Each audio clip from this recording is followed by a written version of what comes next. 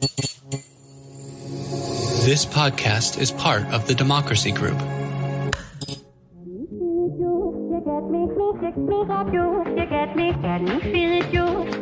Welcome. We are talking politics and religion without killing each other.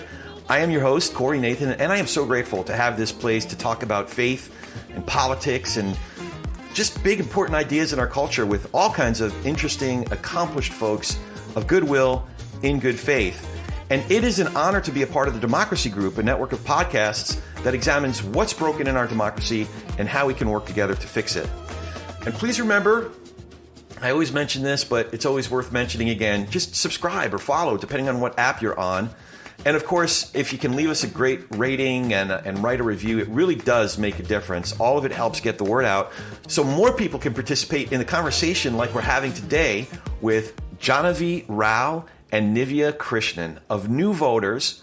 Jahnavi is the president and founder, and Nivea is the executive director of New Voters, a 501c3 whose mission is to involve students in all aspects of civic life, from registration to education and even emerging technologies. Jahnavi, Nivea, thank you so much for coming in. How you doing? Doing good. Yeah, excited to be here. Excited to chat. We love to talk. Jahnavi, and our meetings that we have with one-on-one go upwards of an hour just because we just talk about everything. So excited to have this forum to do that. That's awesome. How about you, Jahnavi? How you doing? I'm doing great. Super excited to be here. And like Nivea said, always down to talk, probably too much. So excited. That's cool. Well, I'm looking forward to diving in. So this is actually more of a technical business-ish question, but I've recently got a 501c3 in 2020. It is no easy task. I mean, like, not that registering tens of thousands of Gen Zers isn't easy, but like getting your official nonprofit status can be super complicated and stressful, I would imagine. How are you able to get that done on top of, you know, your full-time students and running a full-time organization? How are you able to get all that done? Yeah, so I can talk a little bit about this. So basically, we can probably talk a little bit more about how New Voters got started later on. It's a whole story. But New Voters began when I was a junior in high school, and by the end of my senior year, like the summer after my senior year, we were a 501c3 nonprofit. So this was back in 2018, so like June of 2018. And honestly, it is a testament to how much people should lean on and ask for help from random people, because I had just made a friend who went to a neighboring high school, and who ran a drive with New Voters back when we were just a high school club. And I was asking around, like, hey, like, you know, we're getting questions about donations. Does anyone know anything about how to become a 501c3? And then my friend Emma, she was like, my dad's a lawyer. He said he'd be happy to help you. And Mr. Sargent was just the best, and literally on his own went and like filed for nonprofit status for us. He like paid for all the stuff out of pocket for us to like be put in a newspaper, just like was incredibly kind. And I have, and we like got nonprofit status in like a record short amount of time, in like a few months, like 1 or 2 months, honestly. And since then I've been in charge of essentially we do very little, if anything, that could be constituted as political spending. So we're very well below that 15%. For those of you who might not know, 501c3s cannot spend more than 15% of their time or money on political activities that are like for a candidate. So we're well below that. And I figured out how to file our taxes. So, oh, wow. So my dad helped for a little bit, and now we're a pretty low dollar organization right now. So our taxes are very simple to fill out and complete. So it has been very much, whenever I talk to high school students who are like, what's your biggest advice? I'm like, don't be afraid to ask for help, because like, especially if you are young, like if you, like when I was like 17 starting New Voters, like people were so willing and ready to just like offer their support and like their time and their energy and their money to like support and help us. And that still remained the case even now that I'm 23, that people are just so generous if you really ask, and especially if you follow up with them. So this is just a totally random question, but like, so you graduated college, you're 23, but you said Mr. Sargent. At a certain point, do you go first name? Do you like drop first name on your friend's dad, or is it always going to be Mr. Sargent? That's I think it's so funny that you asked that, because my brother just started a startup with my dad, and well, not just, like 2 years ago. And a lot of the people who work at their company are people that are like my dad's friends that we've known since we were like 2. So my brother's out here calling like my dad's friends by their first names, and he calls my dad by his first name now, like almost exclusively. But I feel like if someone is like my parents' dad, I'll still say Mr. and Mrs. I've gotten to the point though with like our collaborators who are like professors, I refer to them by their first name because we have a whole research network that we do. So for our collaborators, for the professors that we work with, as soon as I graduated from college, I was like, you know what? For anyone that I wasn't already calling professor, I have now started to just drop the honorific in speaking. But I still add it in emails. So I'm in touch with 3 of my best friends from growing up. And I got out of it by just referring to my friends' parents as Mom Glago, Mom Cohen, Mom, call them Mom and Dad, but with their last name, because it never felt quite right to be like Shelly, Fran, they're still like my adjacent parents in a way, So I want to make sure that we talk about the research work that you do. So we'll get into that as well. But Nivea, are you also now? I know that Jahnavi, you're from Berwyn, Pennsylvania. Are you from that area as well, Nivea? No, I'm from Phoenix, Arizona, like suburb of Phoenix. Oh, yeah. So kind of like bi-coastal relationship between me and Jahnavi. Oh, okay. So how did you meet doing New Voters together, or how did you all find each other? Yeah, it's a crazy story actually. It's very, I don't know. I think it started, so my senior year of high school, like March 2020, so back end of senior year is when COVID hit, obviously, and so everything shut down. And I was alone in my house, and I'd gone from doing a bunch of things, like being so involved in my high school physically, like doing speech and debate. I was in dance. I loved volunteering just in my community. Shout out Chandler, Arizona, if anyone listening is from there.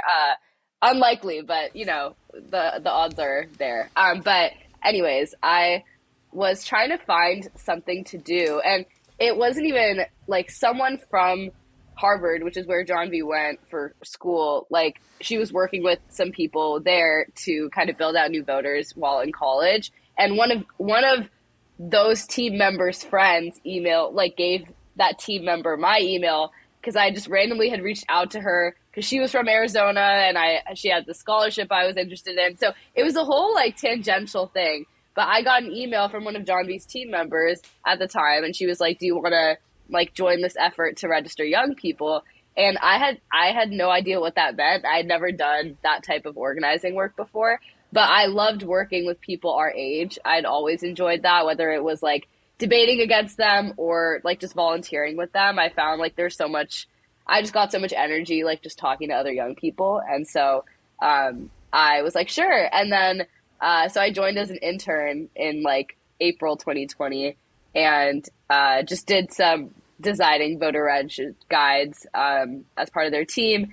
And then that's like when I started interning is when I first talked to Jahnavi. Like, I remember we had like a phone call. And I was like, oh my God, I get to talk to the founder of New Voters. Like, that's so cool. I was like so excited.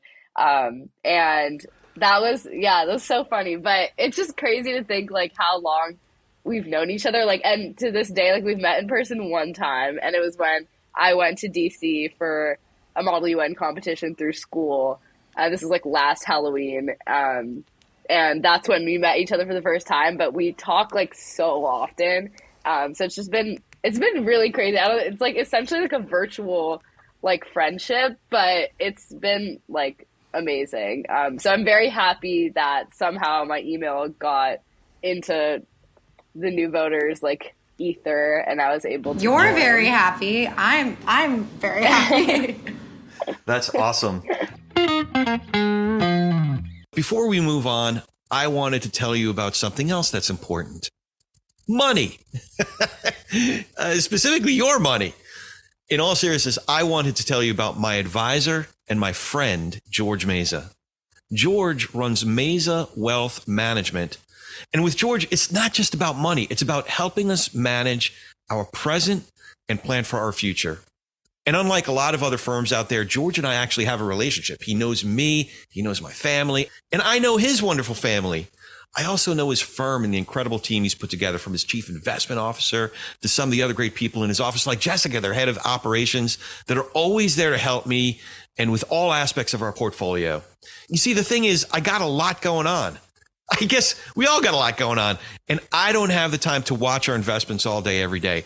And even if I did, I don't have the experience and expertise that George's team collectively has. So we get the entire Meza Wealth Management team, all their expertise and all their integrity. And again, it's based on George knowing me personally, knowing my goals, and even the kind of risk that's appropriate for me to take, which, by the way, could change from one season to the next. And they're on top of all of that. So if you want George Meza and Meza Wealth Management to be on your team, just visit their website, mezawealth.com. That's MEZA wealth.com, www.mezawealth.com. And that will also be in our show notes, so you can check that. And now, back to our show. So how did you get started with the organization, and how did your, and maybe you can both speak to this, but how did you expand your role to now executive director? Yeah. So basically, I started as an intern, and back then, John, we could probably clarify, but that was, I think, when we had like our first team of like national interns. So, cause like New Voters really took advantage, which I thought was super smart, of like trying to make a terrible situation with like everyone being isolated at home into an opportunity to engage young people, which I thought was brilliant. And so that's kind of how I got involved. I was in that first cohort of national interns. And from there, basically, like after a couple months, Jahnavi was like, we need a development director. Like, we need someone to like fundraise for certain things. And it's not like I had experience doing that. But I was so like willing to just like take it on, because I was like, oh, okay, I get to learn something new. And so in that capacity, I like ran our development efforts with a team of high school and college interns for a few months. And then it got to like September 2020, like August 2020. And keep in mind, like our hallmark model is youth voter registration. Like, we train young people to run registration drives. And at the time I was sort of like tangentially involved with that, but not really, because I was just focused on like getting us money. But then I was like, I think I also talked to Jahnavi because we had a conversation about like, okay, where are our resources being spent as an organization? And we were reflecting on some of like the holes that we saw in our existing model and where we saw some drop off in terms of schools. And so I was like, Jahnavi was like, like you should, like, can you do this? Can you run this like team and like basically get all of our interns, like follow up with all the schools we got to sign up with us, make sure they actually run the voter registration drive. So then this turned into like what we call the last mile task force, which like is just, we refer to it, I feel like, on a weekly basis now. But I headed that up for those like last few months up until the November election. And it was very energizing. Like, we had a team of like really dialed in interns, because also we had nothing else to do. And because like we were all virtual. So it was really a really like fulfilling experience, and it got me really interested in like the more like organizing side of things. So I did that. And then I was like, oh, Jahnavi, it would be really cool if we did some like policy stuff too. Like if we found a way to engage young people in addition to registration, like getting them involved with like legislative advocacy in their states. So then she was like, okay, that sounds great. And she like helped me set up our policy department.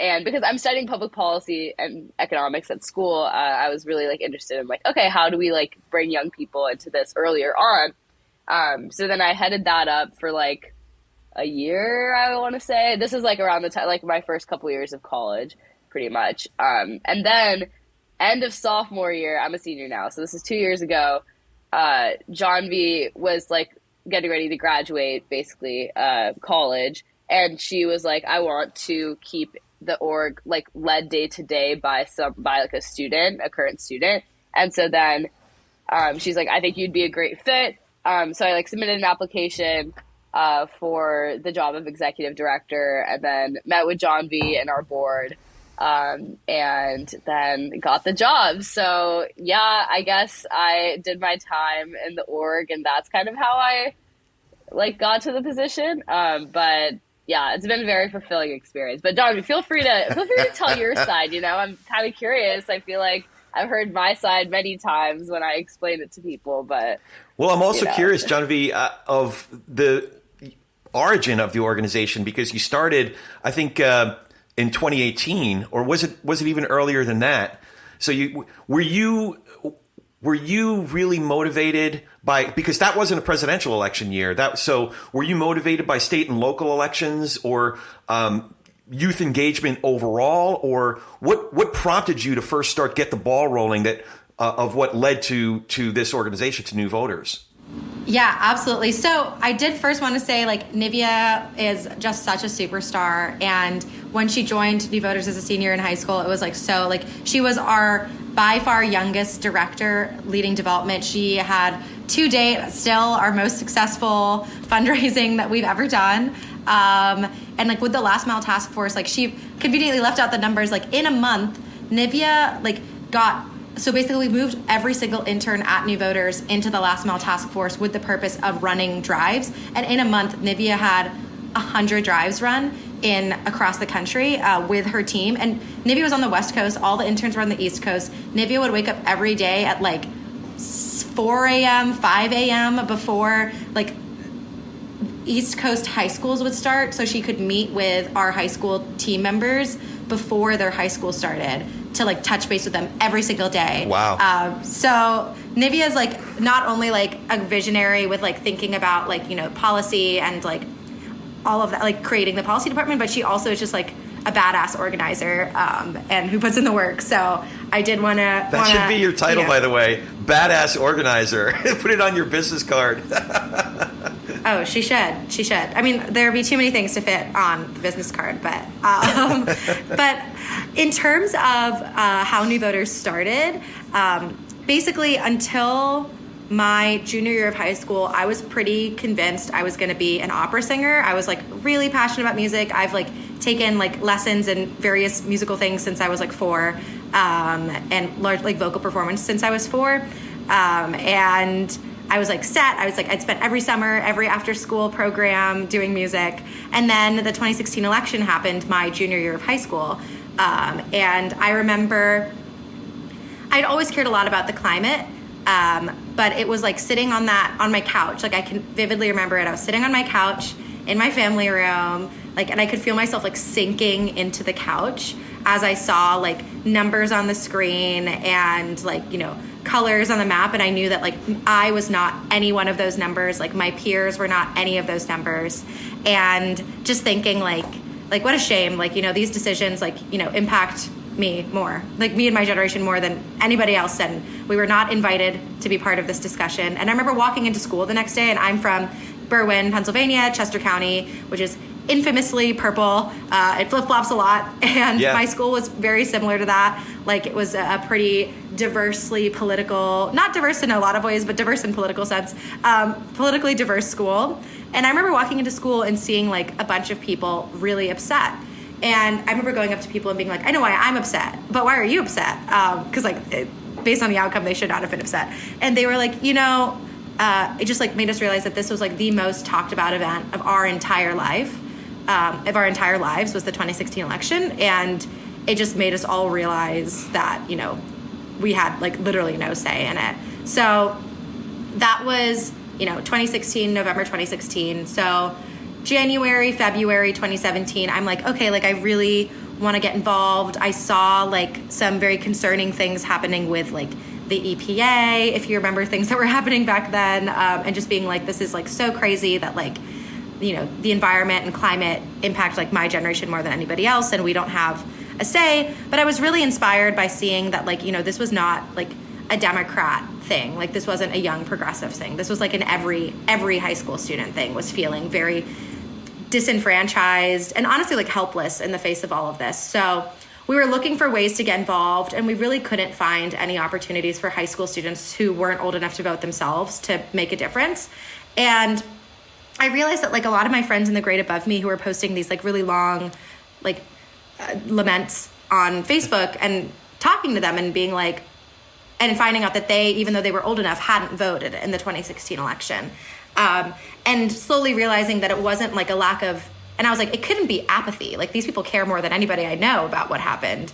And then realizing more and more that a lot of it is like, you know, youth voter suppression in its various ways. It's the government, you know, and, you know, political structures failing young people by like not inviting them, not engaging them early, like people not realizing that that first election can happen when you are, you know, just starting your senior year or ending your senior year or ending your junior year. So my junior spring, so that was like May 2017, we just ran like a small registration drive at our school with the League of Women Voters. We had a table, and we didn't get very many people to fill out the form.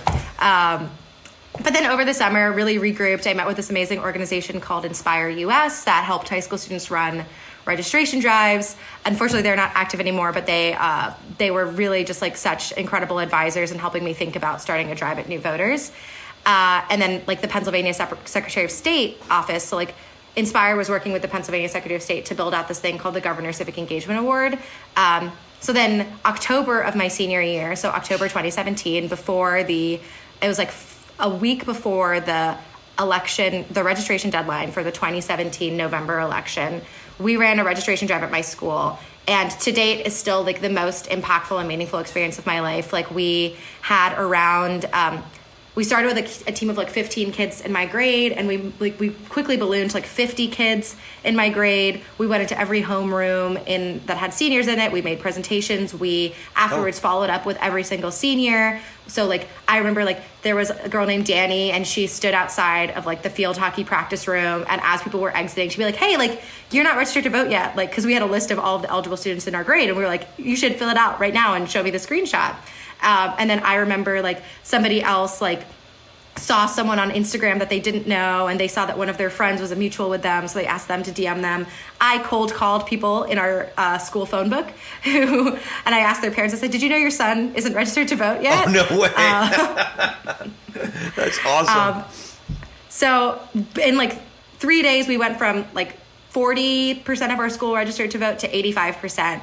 And then from there, it just like, you know, we got press, we got the Governor Civic Engagement Award. We're the first school in Pennsylvania to get it. And we spread to around like 80 high schools in Pennsylvania by the end of my senior year. So did you, along the way, I mean, you were being very, very proactive. And even though your efforts clearly are nonpartisan, it's your partisanship is about engagement, not necessarily about, you know, political party. And yet, even with that kind of veneer of, oh, it's something political, were you getting any pushback from teachers, administrators, or parent, like you got parents on the phone? Did you get any pushback on that? Yeah, for sure. I think that we were really lucky that like my high school ended up being like incredibly supportive, but like you can't blame them. They were very concerned. It was a very challenging time, like post 2016 election. Yeah. I mean, it's still a challenging time, but it was a very concerning time. The school did not want to be political. Like they did not want to seem like they were supporting something partisan. And I think that like, even though my intentions of starting New Voters were probably pretty like interested in like the things that I cared about, it like very quickly, like, and it was like, okay, we need to show that we're nonpartisan. It very quickly transformed into like, we need to be nonpartisan because like young people deserve to have, you know, the young Republicans deserve to have the Republican Party look like what young Republicans want it to look like. So in terms of pushback, so our school was very concerned about like, you know, us staying nonpartisan. So like we had to like show them, and this is something that we advise all of our schools to do, is like we partnered with the high school Democrats and high school Republicans on running the drive at my school. So in our leadership team, there was the president of high school Dems and president of the high school Republicans.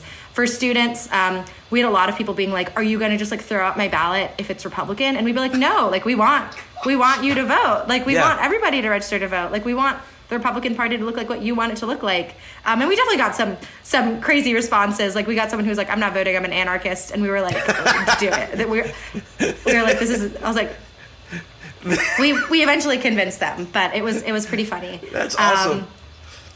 Yeah, but it's still a problem. Like, even though, like, I would say now, like, we are like, versus me when I was a 17-year-old in high school and mad about Trump getting elected versus now, like, we have, like, really embraced the nonpartisanship. Like, we are not nonpartisan for the sake of getting into high schools. We are nonpartisan for the sake of it is important to be nonpartisan in registering high school students to vote. Like, it is something that we really value, is engaging high school students regardless of their political backgrounds and affiliations. So I want to geek out a little bit about 2020 in particular, because Arizona and Pennsylvania talk about two really, really critical states, and the number of new voters that you registered. You can make an argument that had significant influence in the very states where, at least at the presidential level, was decided. And then you look at 2022 and you had something like I'm like pointing at you at the screen, like as if you know that I'm pointing at you. Sorry. But like Arizona, I think it was the Secretary of State in Arizona, which was a very closely held election. So I want to geek out about that. But you brought up a really interesting point. And I'm curious about your own experience in engaging just with voters, with other citizens, with your neighbors. One might be Republican and watching certain news programs. One might be Democratic and watching other news programs. Were you surprised, pleasantly, unpleasantly, once you started having those conversations? Did you find that it was an opportunity to humanize each other and find more nuance? Or did it make you a little bit more callous? Like, oh man, they just want to turn this into a monkey pooping throwing contest. You know what I mean? Sorry, I didn't mean to put it that way, but I guess I did. No, I mean, that's a great question. And I also feel like Nivea and I had very similar areas that we grew up in. So I feel like Nivea probably had a similar experience to me on this. But like, I think because I grew up in such a purple area, I was like forced to humanize people with different opinions to me. Like, I would say like and I think it was, I definitely benefited from that. Like, I think because like my best friend's parents or the person I like, worked for, or like my favorite teacher would be, Republican, or, I mean, I think it's pretty apparent that like what my political party is, even though like New Voters is completely nonpartisan. Like I really did see people as like, I think that more so than I feel like I saw a lot in college when folks were from very homogeneously political areas.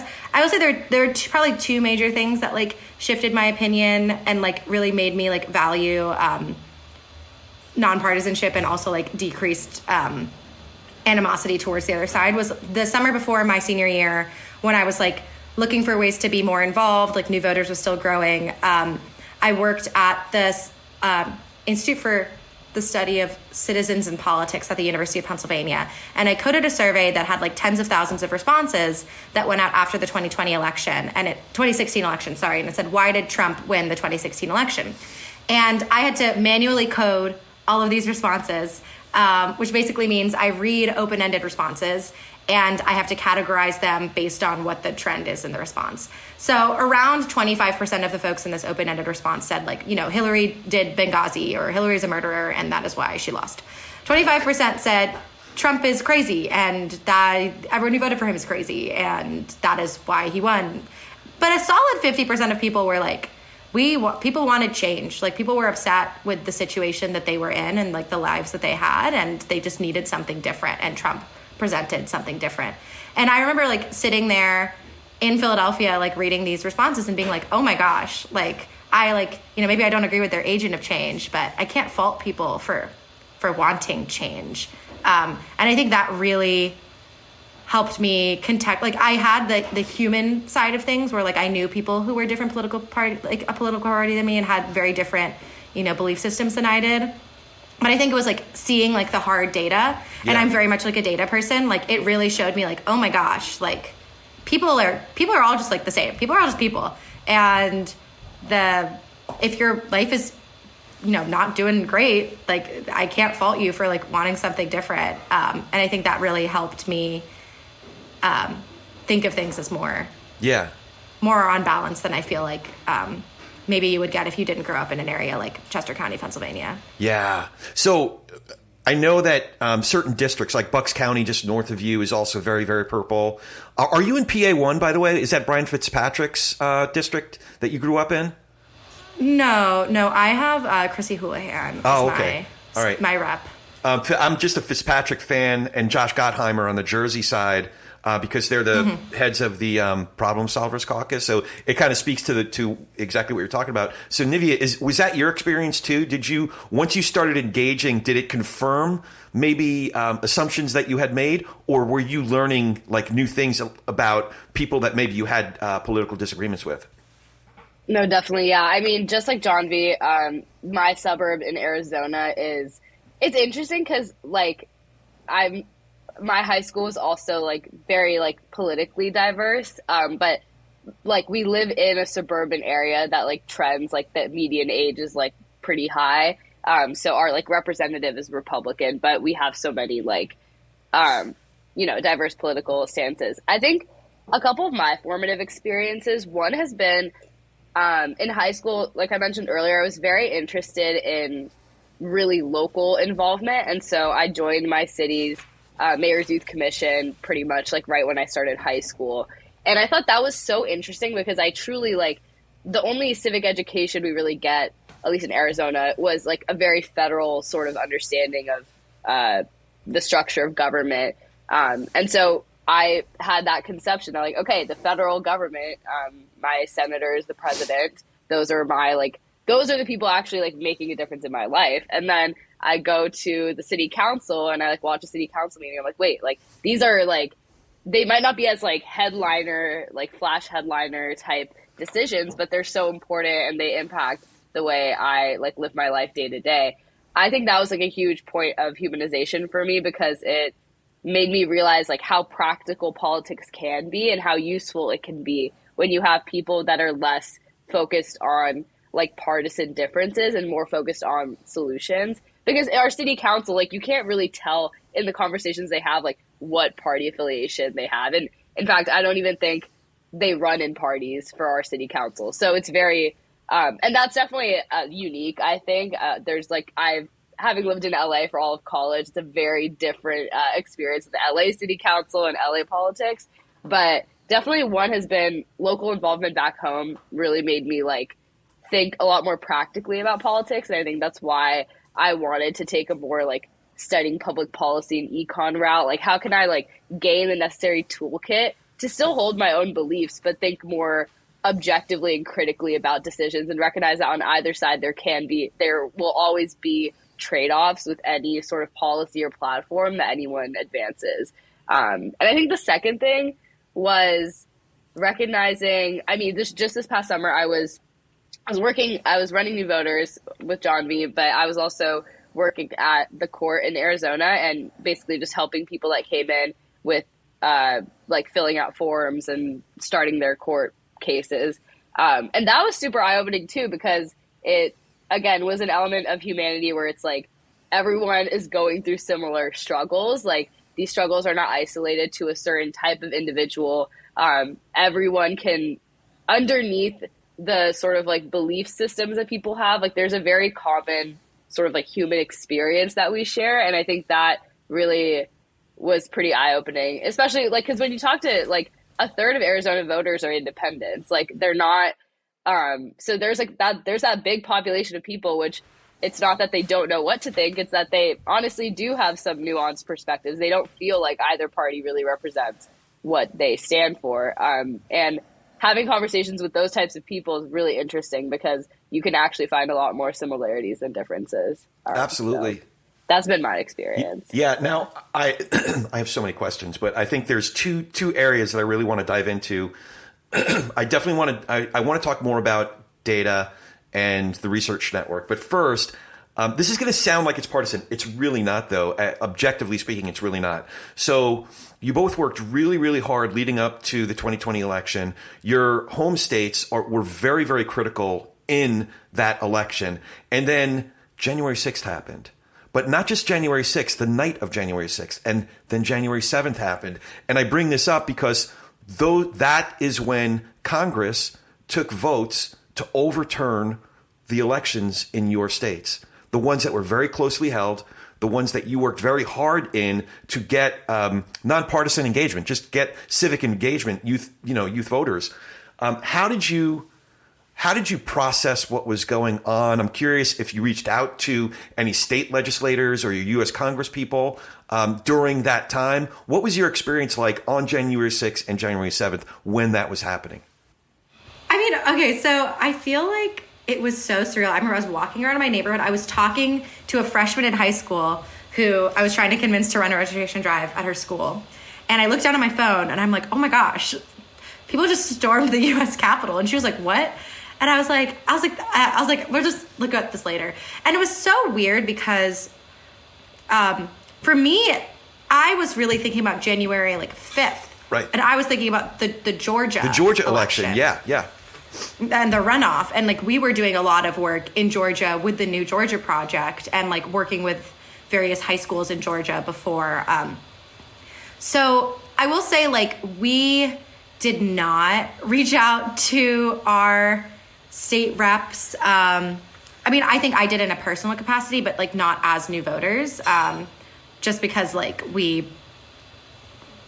was just something that was I think that it really did show us that we wanted to be more involved in the policy side of things. That's kind of when Nivea, and I'm sure Nivea can talk more about her motivations for this, but I will say when Nivea came to me and was like, I want to start the policy department. I want to see how we can have our students be involved in not just, electing leaders, but also in helping them decide what to do. Yeah.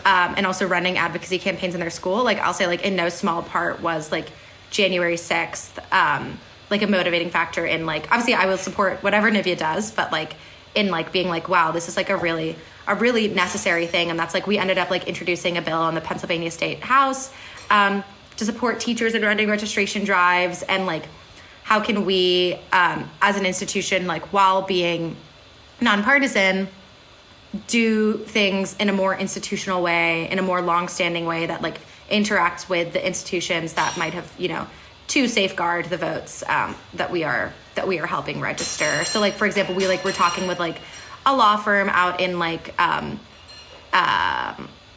where was it? Was it in Colorado, Seattle? I don't know, but about potentially being the plaintiffs on a case about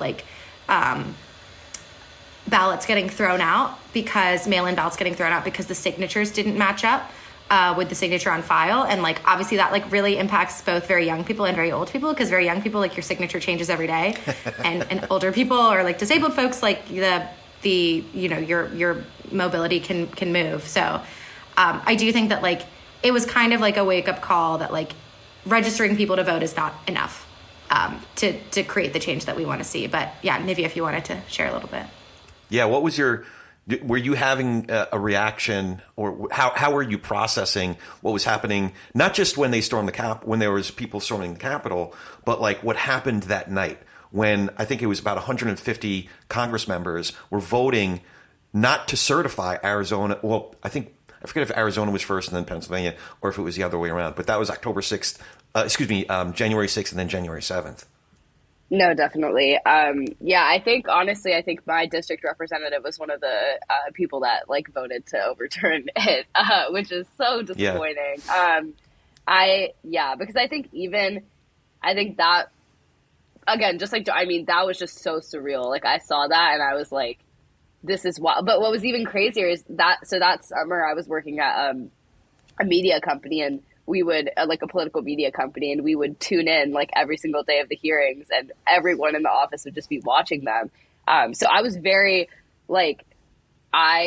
above everything, accountability is just so important, because without that, there is no, our political system is not strong if we don't hold people accountable for what they do. And I think it was the hearings were so eye-opening because it goes into the details of it. But then on the other hand, I'm thinking the people that should be watching this are not watching it. They're not, the people that are tuned in and really looped into the hearings are not the people that we're trying to convince that the storming of the Capitol was a bad thing, So I think it was a very sobering experience, I think, because I think it really highlighted the crossroads that a lot of young people are facing in the climate that we grew up in, because growing up in an extremely polarizing environment, you either it's like one of three paths. You either become, or two paths. You either become super invested and passionate about like changing the existing system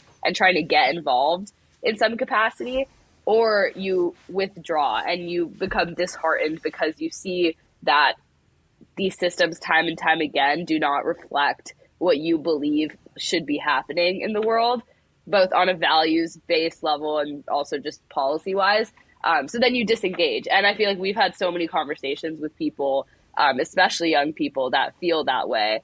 And it's so justified. But seeing the sort of the results of the hearings or lack thereof, and the sort of ambiguity with like how accountable people are being held for this, and also the sort of like short-termism, I think that is inherent in human nature. Like people just, it's not that you forget about these big events, but it's like you stop talking about it because there's so many things to talk about now.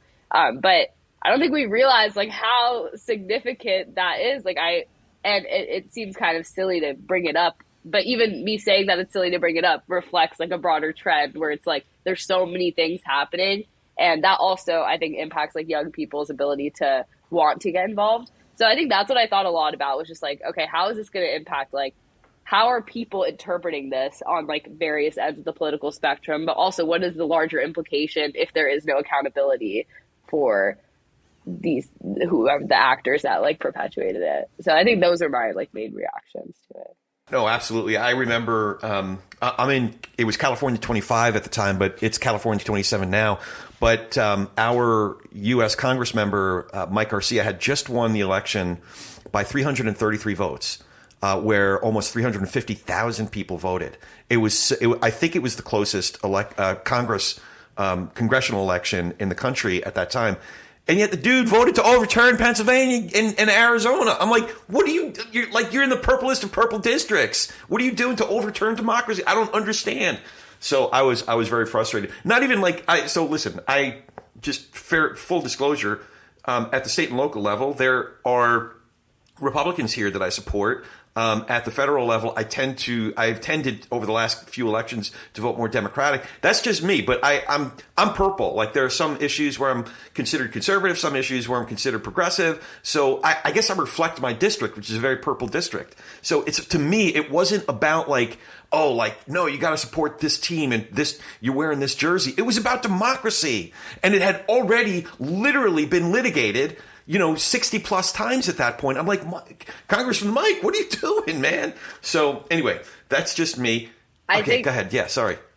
Oh yeah. I was just like, a quick thing. I totally agree. And I think like part of that, what I've also been thinking a lot about is like when people run for office, right? Like I personally believe that like voting for the person is like more important than voting for the policies that they support, because when it comes down to it, first, the platforms that people run on rarely like get actualized. Right. Like the entirety of what they run on is not going to happen. It just doesn't, like, time does not allow that to happen. But more importantly, it's because when you elect certain people and they're put in certain situations that are unforeseen, that they didn't bring up during the campaign, how can you trust them? Like you need to be able to then vote. Like when you're voting, you need to be able to be like, I trust this person to make like game time decisions, basically, like decisions that they haven't brought up in the campaign, that we don't see, like we can't predict.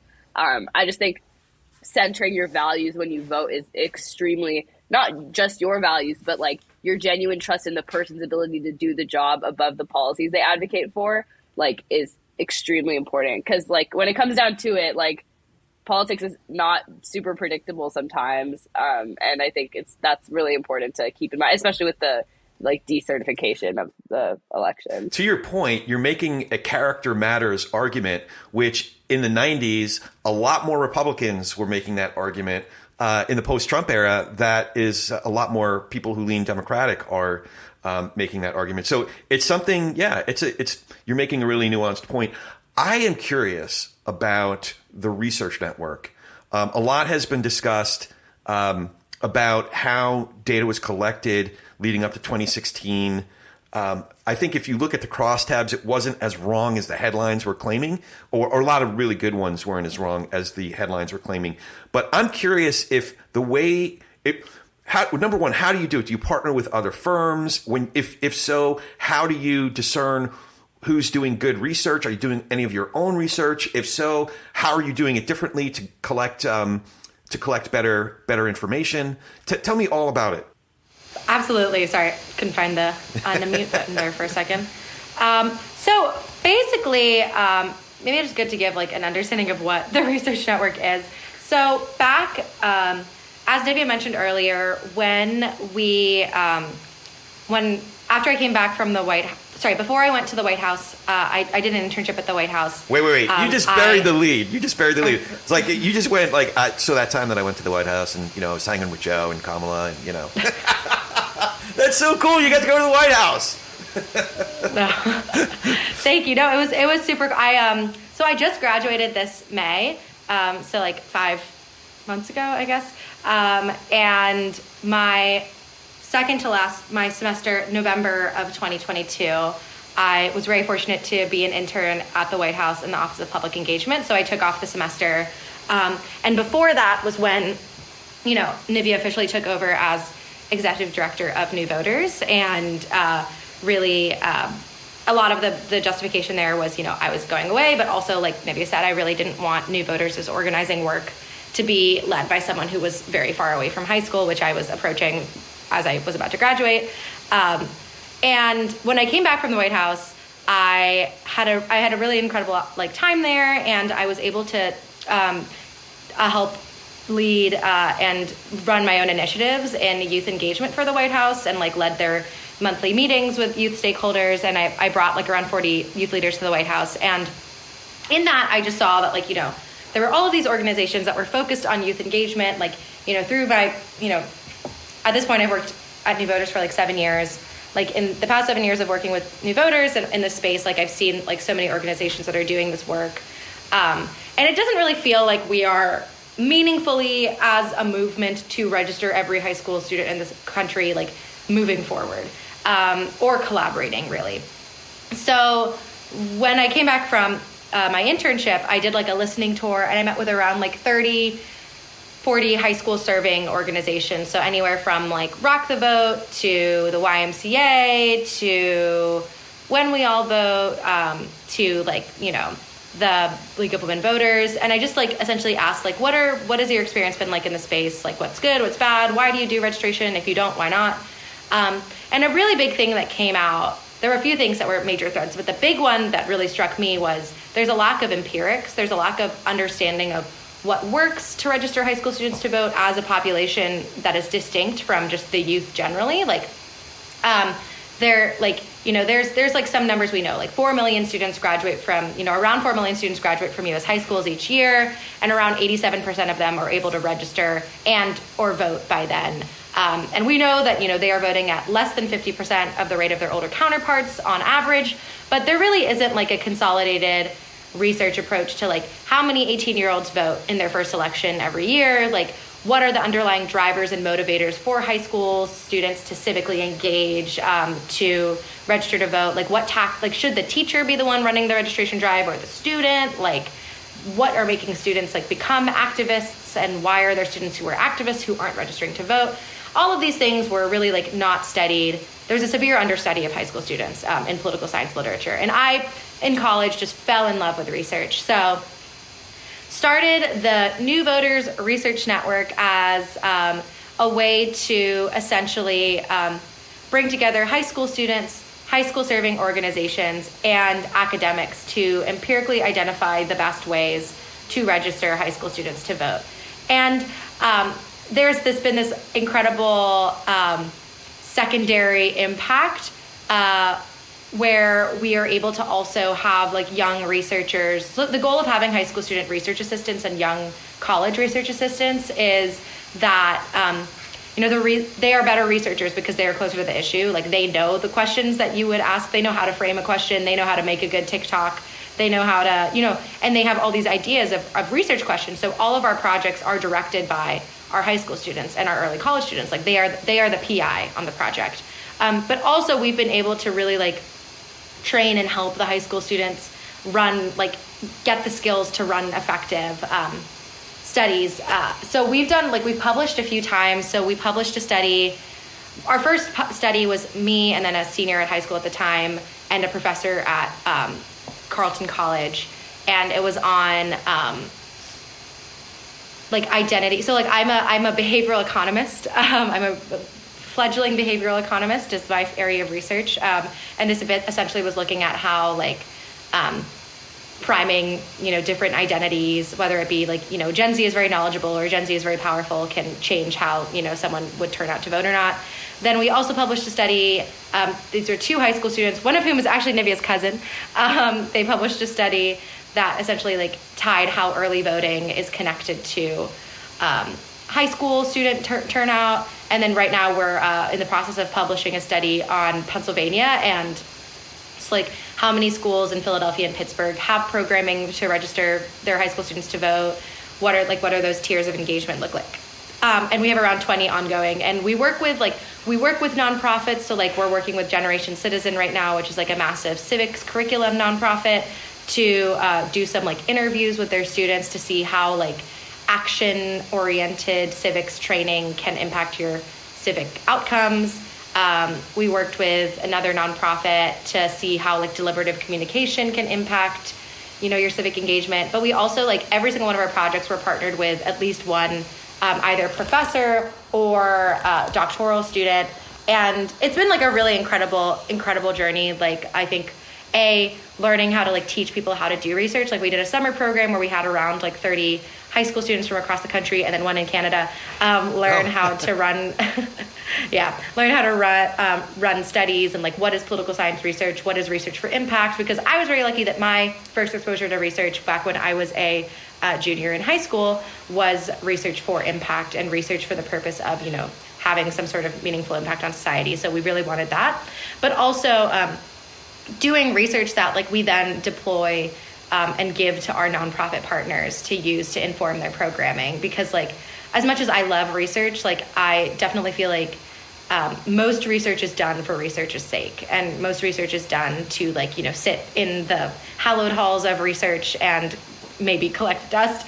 And I think that every single study we do, the first thing we do as a plant is we write up why this is important to the space, and why what organizations specifically we could see using this information to improve their programs, how we're going to get it to them. We do that before we even do the research project in the first place. But yeah, we have around 10 high school and a few freshmen in college who are our research assistants. And there's me, and I direct the research network, and our deputy, Sydney, who's also been with New Voters for 4 years at this point, who's now a freshman at Georgetown, and around 20, 30 professors and grad students who work with us. So it's been really exciting to see how you can meaningfully engage high school students in research. Absolutely. So there's one guy who teaches at USC. I don't think he's a full-time prof, but Mike Madrid, he was sharing some numbers about just actuarial numbers about how many boomers are going to die before 2024, whereas how many Gen Zers are going to come of voting age. And that could be a really critical factor in the 2024 election. Have you taken any classes with Madrid, Nivea? I have not. It's the first time hearing of him, but I'll definitely check him out. He sounds cool. What was his name again? Sorry. Mike Madrid. He's from not too far from here, started in California politics. He was one of the founders of the Lincoln Project. But him and Ron Steslow broke off and started politicology together. And as Ron says, Mike Madrid eats numbers for breakfast. He's so not only is he one of the best numbers guys, he's one of the best numbers guys because he understands what the numbers mean and has been more accurate about analyzing the impact that it's going to have on elections ever since I've been following him. He happens to be a really, really terrific person. His specialty is Latino politics. That's one of his shows too. It would be worth checking out. He started in Republican politics, much more of an independent now. And he and Chuck, what's Chuck's name? He was very involved in Bernie's campaign. They got together as Latinos and have the Latino vote. That's the name of their show. So it'd definitely be worth checking out. Anyway, so I was curious. You're on the ground. You're very hands-on. You're in the field, right? have you ever been in one of your classes at college and having the experience that you do, realized this professor doesn't really know what the hell they're talking about? You know what I mean? Like, you actually have hands-on experience. Has that ever occurred? Have you been in that, or have your professors all been like, rock stars and they know exactly what they're talking about? I mean, like, I don't know, because my classes are not, like, I kind of approached deciding what I was going to study based on, like, here are the skills I want to develop and the sort of, like, outlook that I want to build for myself. But I've always, like, I don't necessarily take classes on what I do on the ground, if that makes sense. Like, the work we do at New Voters, like, you learn so much just by doing it, but I just think the classes I take are just different. Like, I don't think it's a very, like, it's not comparable. Like, my professors know so much, and they really, I think what I have noticed, though, is what I really enjoy about, especially my public policy curriculum, is that it is very, we talk about kind of, okay, here's how you could, like, break down a policy, cost benefit analysis, like, looking at, like, the economics behind it, all of that stuff. But they always tie it back to, like, anytime we talk about the impact of policy, like, they always talk about, okay, here's what it should be in theory, but here are the political factors that, like, impact it. So even though we are studying policy, we don't do it in a vacuum. So professors really often do, like, tie it back to sort of like, oh, here are the political factors at play when the Affordable Care Act was passed. Here's, like, how those changing policies, like, impacted its effectiveness. And I really appreciated that, because there's also, like, I took a government and business class where we look at, like, a bunch of, like, regulations, and our professor would point out just, like, the comedy behind it, like, and, like, the sort of, like, human flaw component of it. He pointed out this, like, one regulation about, like, French onion soup, and we're like, why is this still a regulation? What's going on? And he's like, actually, like, they never get rid of regulation. They just keep adding regulations, and there's, like, a big book of, like, tens of thousands of regulations, half of which are, like, archaic from, like, the 1850s probably. So I just thought that was really funny, because it, like, reminded me, like, okay, yeah, like, we're studying public policy, but, like, nothing is objective. Like, everything has been curated by humans, and, like, that element of, like, human error is, like, a little heartwarming, honestly, because it, like, reminds you that it's not a sort of, like, field that you are unable to access just because, like, you're younger or, like, you don't know as much. Because in the reality, it's like, even people that are older than you and are supposed to be experts in the field, like, still do, like, silly human things. You know what I mean? So I thought, like, in a way, like, the curriculum has kind of humanized policy a lot more than I thought it would for myself. But I think, if anything, it's been complimentary, though. I don't think I've ever had, like, a experience with a professor where I've been like, wow, they really just don't know what's going on in the real world. So that's been good for me. What about you, Jahnavi? Yeah, no, I think most of the classes I took were pretty, like, researchy oriented. I did take an organizing class, but I could never say that this person, it was with Marshall Gans, who was, like, a head organizer with Cesar Chavez and the United Farm Workers Movement. Like, I was like, this man knows more than I ever will.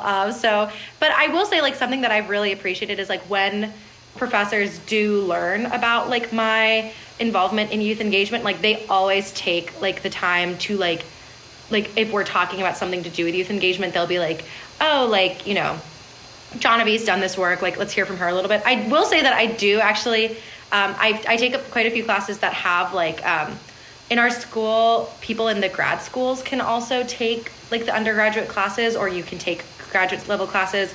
And there would be a few times when, like, the teacher or a peer would be like, Jahnavi, I know you're, like, an expert in youth engagement. And I would, like, or they'd be like, oh, I know you're an expert in youth engagement. Like, what would you think? And I would start to speak, and then someone else would start talking who yeah. like did not do youth engagement, and I would be like, and I'd be like, what have you done? And it's, I think that it is very, like, especially in interviews, it's so interesting that, like, youth engagement and voting rights is something that, like, I think everybody thinks they're an expert on. And I will say, like, I definitely am not an expert on voting rights, but I, like, in the interest of, like, being, like, acknowledging your own strengths. Like, I do know quite a bit about helping a high school student run a registration drive at their school. And I was telling Nivea this. I do know quite a bit about scheduling meetings with high school students. That's awesome.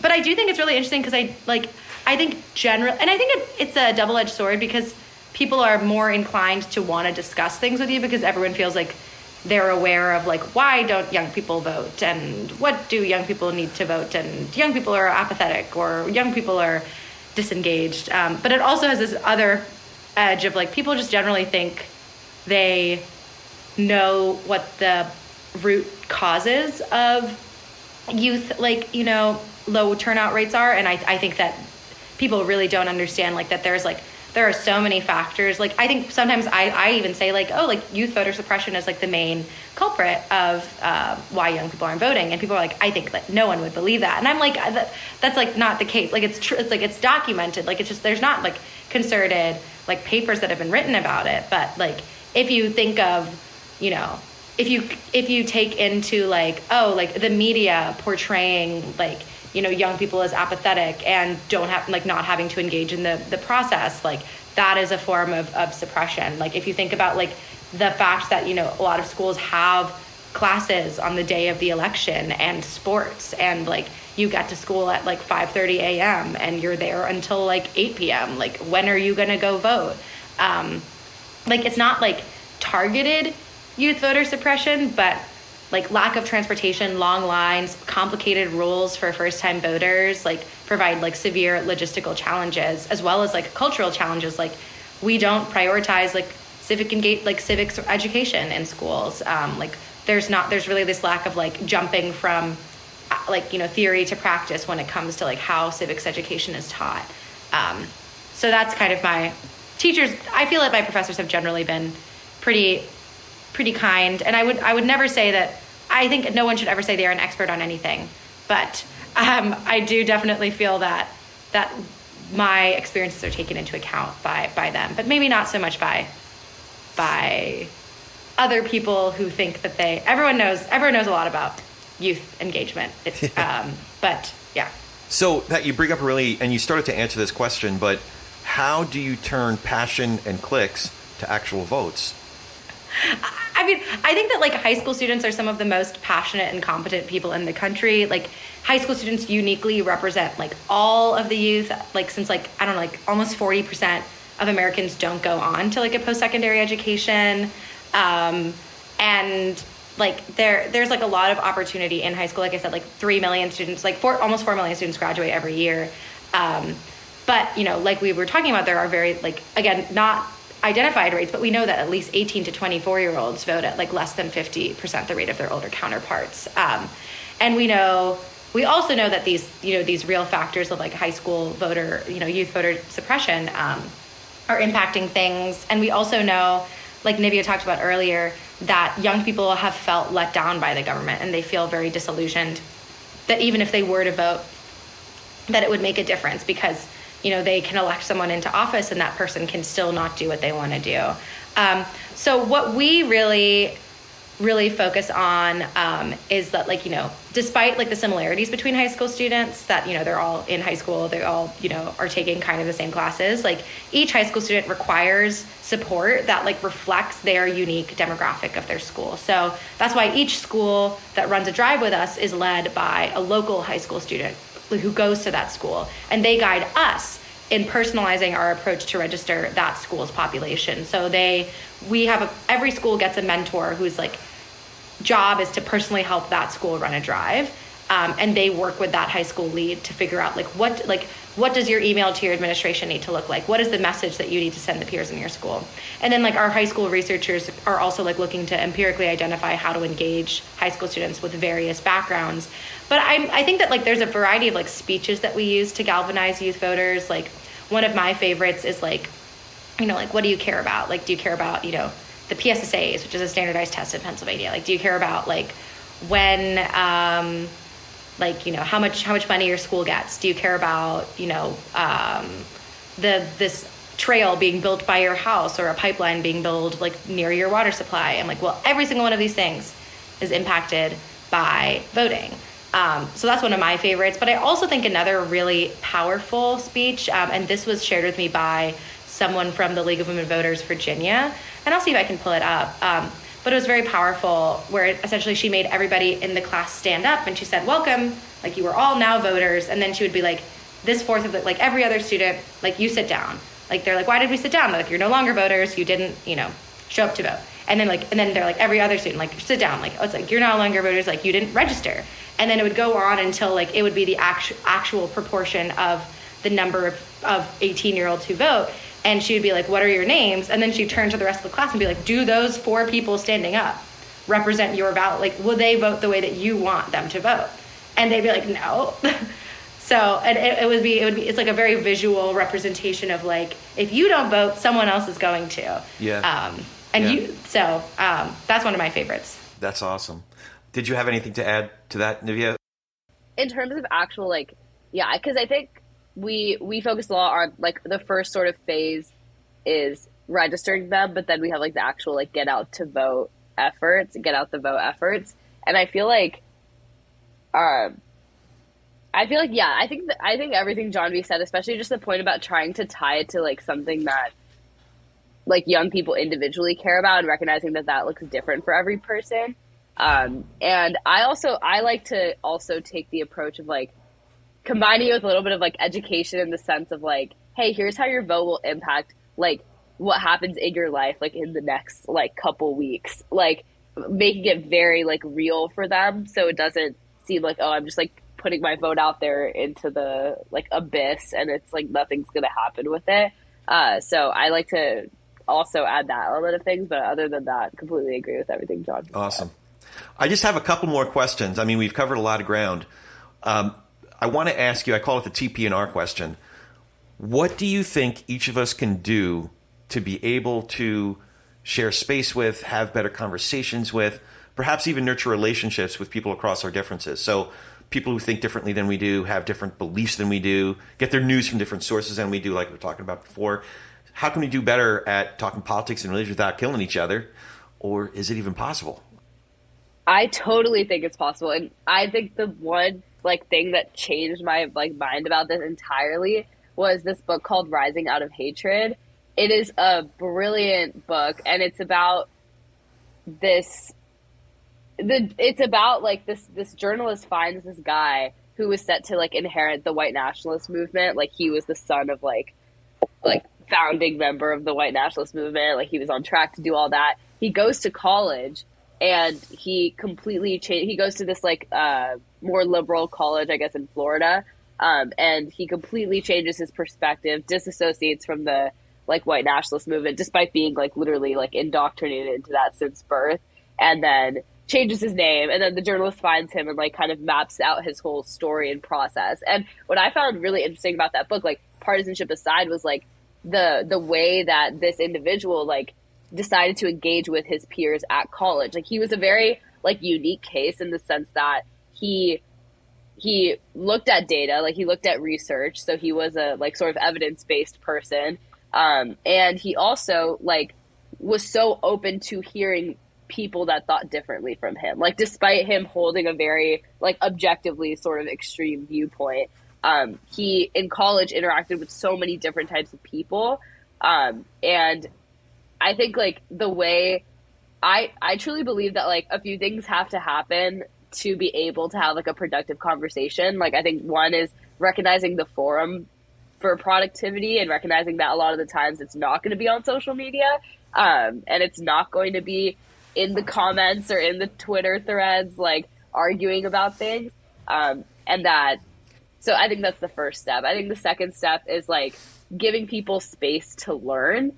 Because I think in this climate, especially with young people, there is, like, this sort of push to somehow understand extremely complicated policy issues that have been complicated for a while, that no one has solved. And, like, the expectation that you have to speak on it. Like, not only do you have to try and understand it, but you have to take a stance and you have to do it as soon as you can. And if it deviates even a little bit from another person that might have a super, like, well built out understanding because they've studied that issue, if your path deviates at all from that, then you are, like, automatically labeled and put into a box. Like, I think we need to have a lot more empathy with people, and, like, in terms of recognizing, okay, like, this person is my friend. Like, I know that they're a good person. Like, I'm friends with them, but they don't understand this issue, like, super well. Let me just try talking to them, seeing, like, what they know. Maybe we can learn together. But just because they posted something that doesn't seem super in line with what I think doesn't mean that they are automatically like, I should label them a certain way. So I think having empathy for learning and having a curiosity for like, at a minimum, like wanting to hear what the other side thinks. Like I watch even though again, I'm personally like a Democrat, New Voters is nonpartisan, but like I watch the GOP primary debates because I'm very curious, like what is going on? Like what are people talking about? And I think there's so much value in just trying, because who knows, like you might like, there's a couple sound bites that people will say a couple sentences in those debates where I'm like, yeah, low key, like I understand that, like that makes sense. But I think like recognizing that like if you have a desire for curiosity, right? Like you're gaining more knowledge. Like I treat it as a sort of like learning activity. It's not like I'm sacrificing any of my beliefs, but it costs you nothing to hear what someone else that thinks differently from you has to say. Like at worst case is you continue your disagreement, but best case is like you've built a sort of like bridge of understanding, or at least like recognition that like I get where they're coming from. And I think like you don't have to agree with someone to understand where they're coming from. But I think it like establishes a lot more empathy and like common ground to work off of. Yeah. So lead with empathy, lead with curiosity. Okay. I like it. I like it. Yeah. Monty Guzman wrote a great book last year. It's called I Never Thought of It That Way. And she talks about radical curiosity. So what do you think, Jahnavi? Yeah, I mean, Nivea said that so well. I feel like everything for me comes back to that survey that I coded. And I do think it is possible to have conversations with folks who have very different opinions and beliefs and priorities than you, because at the end of the day, I think that, solutions can be different, and, who you attribute a problem to can be different, but the problem that a person has and an issue that a person has on an individual level is like the same. Like the same issues come for us, whether we're Republican or Democrat, or, I mean, like obviously like there are things that are exacerbated based on your demographic, your race, your sex, your sexual orientation, all of those things. But like at the end of the day, like people aren't, I think what helps me engage in conversations is like people aren't like, maybe the leap that they take to the thing that they want to happen is not something that I would necessarily agree with. But if you can like listen, and if you can like hear what someone's talking about when it comes to like why they want that thing to happen, you'll find that like, it's something that you can empathize with. It's something that like maybe you've even faced yourself. And I think that like once you can understand like why people feel a certain way, you can collaboratively come up with, and like maybe that's a naive way of thinking about it, but even in New Voters, like if I'm talking to a Republican when I was in high school, when I was a 17-year-old and I was trying to register someone who knew I was a Democrat and I knew they were Republican, and they'd be like, I don't want to register to vote with you, or I don't want to register to vote. I think that it would be very easy to just be like, why? Like, do you not care about our generation? Do you not care about like our school getting this award? I think it helped a lot for me to be like, oh, like why don't you want to vote with me? Like what is like what's making you feel like this? And like if I can like understand like maybe there's like more behind the scenes, maybe they're like, oh, my parents like don't blah blah blah, or like I like I feel like worried that you're going to like throw away my ballot. And I think that like there's maybe like there are problems that cannot be solved like that, but I do feel that at the end of the day, like the core things that a person wants can be, you can find a commonality with anyone. Yeah. Like any human being on this planet, you can find one thing you have in common with them. I think it's definitely possible as long as you practice radical curiosity. Yeah. And questions, you kind of brought up a really good point, that questions that give someone an opportunity to share their story, as opposed to questions that sort of are more interrogative. Like, you're sort of, the question is kind of designed to disqualify them in a certain way, whereas a real genuine question is more one where somebody can tell you their story. And then all that leads to a human connection, regardless of what their kind of preferences might be coming into the conversation. And then also a lot of the conversations tend to become these contests of like, I'm going to prove you wrong. And with this kind of false notion that you can convince somebody to completely change their views on any given topic, let alone their political orientation. Okay. One other question, and I'm going to specifically ask for a short answer to this question. is elected office in either of your futures? I feel like anyone who does like political work where they're leading a nonprofit is like not, depending on like not like opposed. I will say like my passion lies in like, I do love research and I do love like evaluating policy. And that's where I see, but like, I would be a hypocrite to my mission if I were to say that like, if an opportunity showed up, I wouldn't, because I think that we encourage our youth to get involved and like run for school board and run for county commissioner and run for these things as young as they can. Like I'm separately part of like a movement to help high school students run for school board. And, you know, I think it would be hypocritical when I'm someone who does like to speak and I'm someone who doesn't mind being, you know, in front of folks, to say that I wouldn't. But in terms of like what I find very fulfilling, I really love like, how can you find like data to inform policy and data to inform programming in that way. Okay. Nivea? Yeah, so I'm kind of on the other side in the sense that like Jahnavi really likes the data element and like translating things into impact. Like I want to be part of the effort that actually like listens to the people doing the research when they like decide policy and implement it. So like in terms of like short term, I want to go more of like the legal route, like legal advocacy, because I think, but like with a focus on civil rights and like voting rights and stuff. But I think like in the future, I firmly believe that like running for office is like more about like the right timing than anything else. Like you need to time it right. And so if the timing like works out, that would be super cool. Like I don't know what the future landscape is going to look like, but like would love to go home and run in Arizona because I just like care about the policy issues there. I grew up there. Like it's I like care a lot about like making the state better, but definitely short term interested in like legal advocacy that also moves policy forward. So kind of that intersection of like legal and policy advocacy. Awesome. All right. Last question and one piece of business. The last question is, do you have any questions for me? I guess, do you see an opportunity in high schools to further your mission of, you know, talking politics and religion without killing each other? Yeah, so my youngest just graduated high school in the spring, Emerson. So, you know, we were involved. And I do because, and it's not just about politics and religion. It's really about human connection, you know, because we do this across so many different spheres of our life. Politics and religion are two subjects that are really close to me. We often end up talking about race and gender because it's all part of these worlds that are big, important subjects. But it's also about how we live together, you know. And whether it's public school or private school, charter school or homeschool, you know, at the end of the day, we still got to figure out how to live well among each other. And kids of that age, they're experiencing a lot of that for the first time, you know. So helping young people develop the tools, you know, at that age, it's the formative years.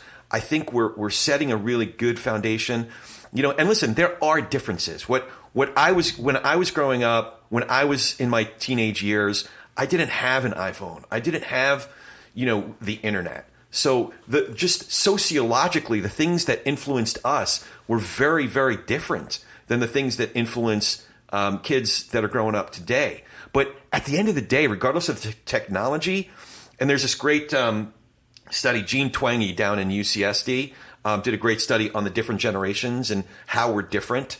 How Gen Z is different from millennials from Gen X to boomers. And she did it across, I think, 6 generations total. And technology is one of those biggest things that in very concrete ways affect who we are, how we are, what's important to us. But at the end of the day, we're still human. Some things don't change about just being human. And that connection, you know, one of the things that Dr. Twenge realized in doing that study, that cross-generational study, is that mental health is significantly affected by technology. You know, so mental health, I had this conversation the other day that one of the tools in my own toolbox in terms of mental health, perhaps the most important tool, is what I call communion among loving souls. And that's just basically hanging with good people, hanging with people who are listening. The way that you're listening to me right now, Jahnavi, like those sort of communicating, I'm interested, I'm hearing you. Like that is something special, even though we don't know each other, don't have a relationship with, like we're not good friends yet, but like that's communicating something to me on a very human level. So I think just something as simple and practical as that, as teaching each other how to listen to each other, how to be with each other in person, So yeah, I think there is an opportunity to be mindful about developing these tools and developing these virtues of how to live well among each other. Does that make sense? No, I think that's so well. And congratulations on was it your youngest or your oldest, you said? Yeah, my youngest. Emerson just graduated. Yeah. That's amazing. Are they matriculating somewhere or taking some time? Or yeah, so interesting. You might find this interesting. So Emerson was definitely on track to go to a 4-year school. We were looking, as a freshman, when he was a freshman in high school, we were looking at Stanford and Cal and some of the top schools here in California. But COVID really messed the dude up. Like we called him the golden child, le petit prince. Like everything he touched turned to gold. Captain of the soccer team, getting straight A's without even trying. He went out for the play for the first time and got cast in the the lead role. Like just everything he touched turned to gold. But COVID, like being away from people, just messed the dude up. So I think wisely he decided he needed to kind of ease into it. And we have a really, really good community college here. So he's in his first semester at College of the Canyons, doing really well, working, a part-time job at Target, doing that thing, going to music festivals and stuff. So he's finding his groove. He's really loving his writing class and philosophy classes. So he might be leaning in that direction. He's also a music guy. So he's jamming on guitar and, he's just kind of taking a little bit more time to find himself. I believe he's kind of still leaning in the direction of 4-year. But I like the fact that he's taking his time to kind of find his groove again. Plus, I love the fact that I'm not spending $70,000 a year, you jumping right into it. So that helps. I have like a lot of very good friends, I think siblings who are doing similar things. And I'm like, whenever I talk to them, I'm like, the best thing I ever did, I took a year off, like not consecutively, but during college. And like, I wish I had done it when I had come out of school. And like, I think that like, it's crazy that we expect people at 18 or in like my case, like 17 to like make the decision that'll like impact your life, or at least that's how it's framed to us. Yeah. And it's like, that's like insane. Like, and it's also like, so expensive if you don't know what you want to do and you go and then you don't. It's like, so that, and it sounds like he is like studying stuff as well that interests him. So yeah, sounds like he's doing great. So, and I'm also a music person, so that's awesome. Exciting. Yeah. Oh, I meant to ask you, by the way, so you're a little bit there. One of my lifelong mentors is a guy named David Anker, and he's one of the most prominent opera singer trainers. He's up in Bucks County. He's not well now, like physically he's not well, so he hasn't been actively teaching for a few years. But when you were first studying, I don't know, you probably haven't heard of David. I was just at his house one day, and he was just David to me. We just did some artwork, some of the arts in Bucks County there, and we did some theater work together, and he was just my buddy David. I'm at his house one day, and I'm flipping through a textbook, and it's a picture of David, and he's referred to as Maestro. This whole textbook was written about Maestro Anker. Like, I was so blown away that, like, my buddy David, he's like Maestro, and these like world-renowned opera musicians are coming to Bucks County just to study with him. So, anyway. Wow. No, there is a non-negligible overlap between music and like the arts and the civic engagement world as well. Yeah. Like, I'm at the University of Maryland right now as a fellow, and most of the people that I'm interacting with here like also teach like theater classes, who also are doing civic engagement work. So it's a great community, and that's awesome. I will look him up. How do you spell his last name? It's Ancker. Yeah, and if you like, I'll be happy to introduce you if. But just look him up and interesting dude. Nivea, did you want to take a swing at me? I mean, ask me a question.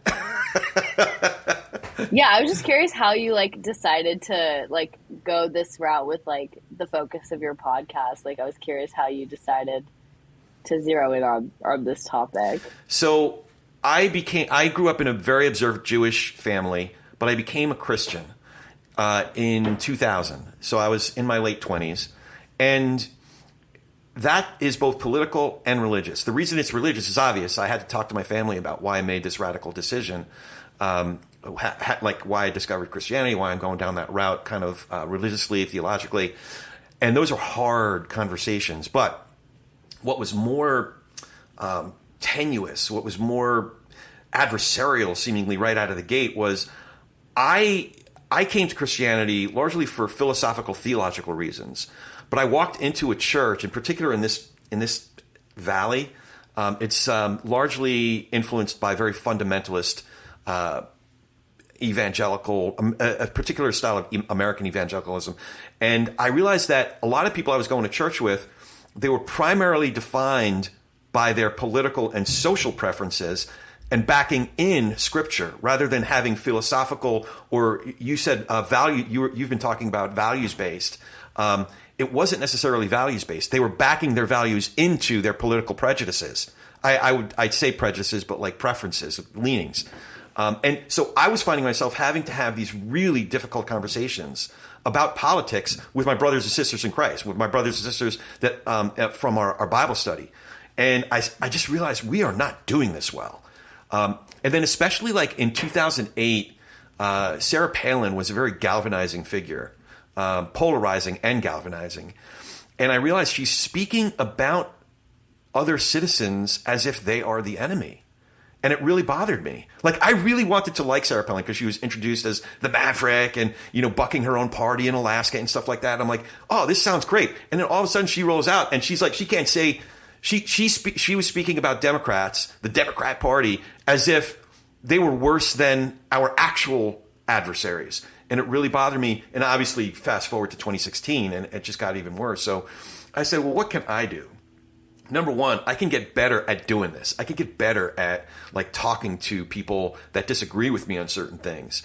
How do I do that? So I decided to start talking to people who seem to embody that, who seem to be thinking about that and coming up with good solutions. Like I got to talk to one of the guys I've been reading the most, one of my absolute favorites, a guy named David Brooks, who writes for the New York Times and the Atlantic, and he just wrote this book, by the way. I recommended reading for How to Know a Person. You guys have been talking about both of you have been talking about a lot of what he discusses. The subtitle is The Art of Seeing Others Deeply and Being Deeply Seen. And if we can do just a little bit better, 1 degree better, I think that would solve so many of the biggest problems. And one of the things that David said, to your point, Jahnavi, is that, hey, encourage your kids to go out for theater because it's one of the ways that they can practice empathy.